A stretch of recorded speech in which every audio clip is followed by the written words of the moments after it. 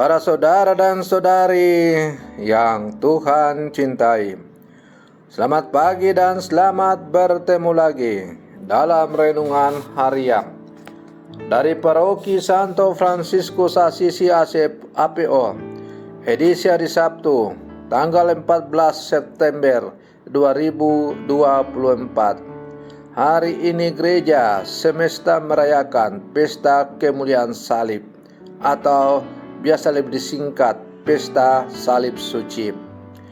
Mengawali hari yang baru ini, kita hendak mendengar dan merenungkan sabda Tuhan.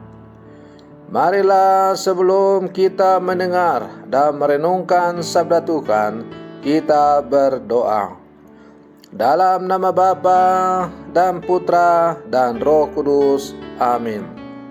Allah Bapa yang Maha Mulia, menurut rencana penyelamatan umat manusia, Engkau menghendaki Putra-Mu terkasih menanggung derita dan wafat di salib. Semoga kami di dunia mengakui karyanya yang mulia, dan kelak di surga menikmati ganjaran penebusannya. Bersabdalah ya Tuhan, kami siap mendengarkan. Terpujilah Engkau Bapa, Putra dan Roh Kudus, kini dan sepanjang segala masa. Amin. Para saudara dan saudari yang Tuhan cintai, sabda Tuhan yang hendak kita dengar dan kita renungkan untuk mengawali hari yang baru ini diambil dari Injil Yohanes pasal 3 ayat 13 sampai 17. Tuhan bersamamu. Inilah Injil suci menurut Yohanes. Dalam percakapannya dengan Nikodemus, Yesus berkata, "Tidak ada seorang pun yang telah naik ke surga selain Dia yang telah turun dari surga, yaitu Anak Manusia. Dan sama seperti Musa meninggikan ular di padang gurun, demikian juga Anak Manusia harus ditinggikan, supaya setiap orang yang percaya kepadanya beroleh hidup yang kekal.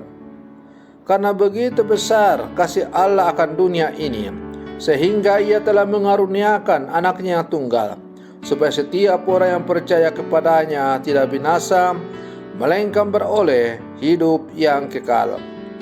Sebab Allah mengutus Anaknya ke dalam dunia, bukan untuk menghakimi dunia, melainkan untuk menyelamatkannya." Demikianlah sabda Tuhan.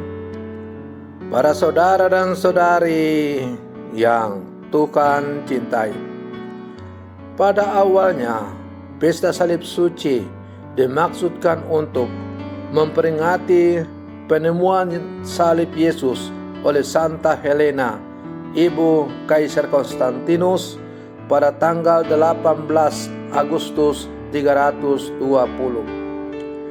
Dikisahkan bahwa penemuan salib suci ini bermula dari kerinduan Santa Helena untuk melihat dari dekat kayu salib yang pernah dipakai untuk menyalibkan Tuhan Yesus. Terdorong oleh kerinduan inilah, Santa Helena pergi berkunjung ke Yerusalem dan mengerahkan sejumlah bawahannya untuk mengadakan penggalian di Bukit Kalvari. Para penggali menemukan 3 kerangka kayu salib yang diduga pernah dipakai untuk penyaliban 2 penjahat dan Yesus.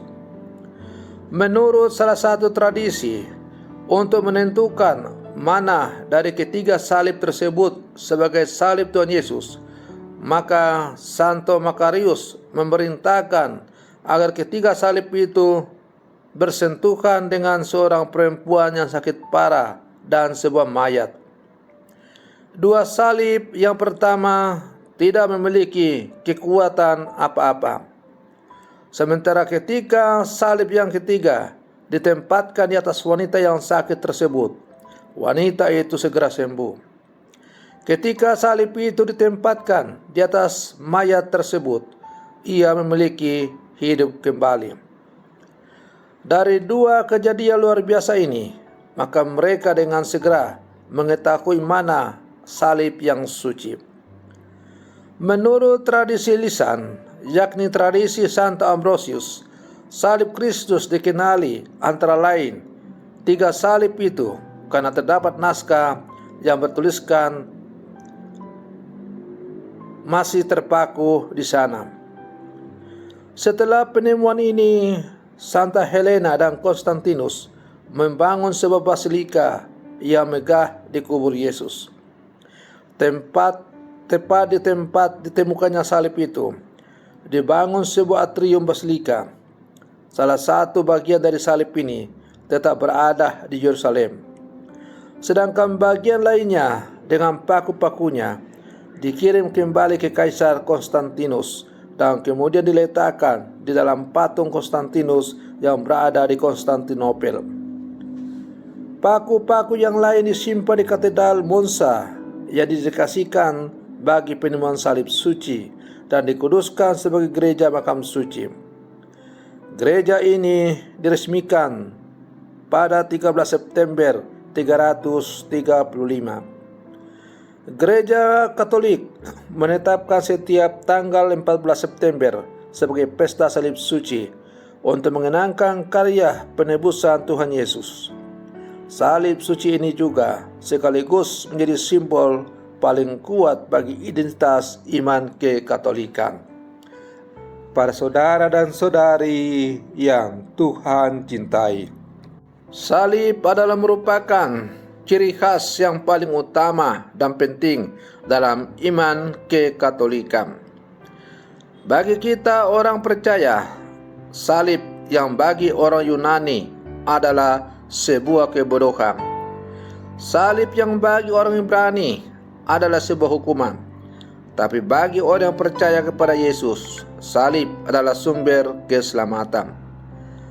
Karena melalui salib itulah Tuhan telah membawa kehidupan kepada manusia. Sama seperti kisah yang dikisahkan dalam bacaan Injil, di mana ketika banyak orang Israel mati dipagut oleh ular, maka Musa diperintahkan untuk membuat patung ular yang ditinggikan. Setiap orang yang memandang ular yang ditinggikan itu akan selamat atau tidak mati. Kisah Injil yang ditinggikan di atas kayu itu yang kemudian dipandang akan selamat dari gigitan ular adalah lambang Yesus yang ditinggikan di atas kayu salib. Dengan memandang Yesus yang terpaku di atas kayu salib, maka salib telah menjadi sarana keselamatan bagi manusia. Setiap orang yang meninggikan Yesus, memandang salib Yesus dalam seluruh kehidupan, ia pasti akan selamat. Para saudara dan saudari yang Tuhan cintai, maka marilah dalam seluruh kehidupan kita sebagai murid-murid Yesus yang hidup sampai sekarang, kita terus menghidupi semangat salib, semangat pengorbanan, semangat untuk merangkul, dan semangat untuk selalu meninggikan Tuhan dalam seluruh kehidupan kita. Selamat pagi, Tuhan Yesus memberkati.